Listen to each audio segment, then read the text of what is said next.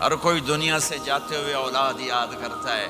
میرے باپ اچانک اللہ نے موت دی، ہارٹ اٹیک ہوا، ٹھیک ٹھاک تھے، اچانک۔ تو ایک میری بہن لاہور تھی، ایک فیصل آباد، تو میرے باپ آخر وقت تک کہتے رہے میری بیٹیاں تو بلا دو، اور میری دھیاں تو لے آؤ، اور میری دھیاں تو ملا دیو، میری بچیاں تو ملا دیو، اور یہ کہتے کہتے دنیا سے چلے گئے۔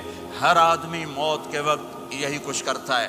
میرے نبی دنیا سے جا رہے ہیں، دنیا سے جانے کا وقت آیا، 12 ربیع الاول ہے، پیر کا دن ہے، 7 جون ہے، 11 ہجری 633 عیسوی۔ جبریل نے آ کے صبح آپ نے ساری بیگمات کو بلایا، رخصت فرمایا، ملاقات کی، بیٹے کو بلایا، کان میں کہا میں جا رہا ہوں۔ وہ رونے لگی، رو نہیں، سب سے پہلے تیری میری ملاقات ہو گئی۔ 6 ماہ بعد بیٹی بھی پہنچ گئی باپ کے پاس۔ پھر داماد کو بلایا، ان کا سر اپنی گود میں رکھا، کمر پہ ہاتھ پھیرا، دعا دی، رخصت فرمایا۔ آخر میں اپنی آنکھوں کی ٹھنڈک کو بلایا، کون؟ حسن اور حسین، کہ میری آنکھوں کی ٹھنڈک حسن اور حسین، میرے جنت کے پھول حسن اور حسین۔ یوں لیا اور ساتھ ہی آنسو ٹپ ٹپ ٹپ ٹپ ٹپ ٹپ۔ بیویوں کو جدا کیا، آنسو نہیں، بیٹی کو جدا کیا، آنسو نہیں، داماد کو جدا کیا، آنسو نہیں، جب بچوں کو جدا کرنے لگے تو یوں آنسو۔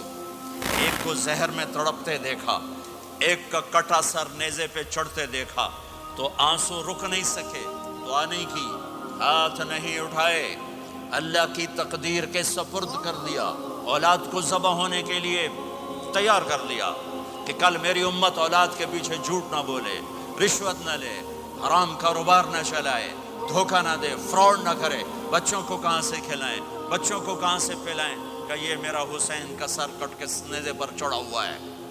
جب سب چلے گئے تو جبریل آ گئے۔ آپ نے فرمایا کیا ہوا؟ خاموش کھڑے تھے، کہ موت کا فرشتہ دروازے پر ہے، اندر آنے کی اجازت چاہتا ہے۔ اپنے نبی کا مقام دیکھو، موت بھی پوچھ کے آتی ہے۔ آپ نے کہا آ جائے، آپ کی اجازت پر ملک الموت اندر آئے۔ اسرائیل کا السلام علیکہ یا رسول اللہ، کہنے لگا آپ پہلی ہستی ہیں، میں سلام کر رہا ہوں، میں نے کبھی کسی کو سلام نہیں کیا۔ کہنے لگا آپ پہلی ہستی ہیں، اللہ نے فرمایا تھا پوچھ کے اندر جانا، بن پوچھے نہ جانا۔ پھر کہنے لگے آپ پہلی ہستی ہیں، اللہ نے فرمایا آنا چاہیں تو لے آنا، رہنا چاہیں تو چھوڑ کے آ جانا۔ ہاں، یہ وہ دربار رسالت ہے جہاں موت بھی پوچھ کے آتی ہے۔ آپ نے فرمایا میں اجازت دے دوں میری جان نکالو گے؟ کہ جی نکالوں گا، نکالوں۔ آپ نے یوں جبریل کو دیکھا، کیا کہتے ہو، جاؤں یا رہ جاؤں؟ جبریل نے کہا اللہ آپ کی ملاقات کے شوق میں ہیں، فیصلہ آپ کریں گے۔ ہاں یہ بات سنانا چاہتا تھا اگلی۔ آپ نے کہا اچھا جاؤ، پہلے اللہ سے پوچھ کے آؤ میرے بعد میری امت کے ساتھ کیا کرے، میرے بچوں کے ساتھ۔ یہ ساری مائیں، میرے بچے میرے بچے میرے بچے میرے بچے۔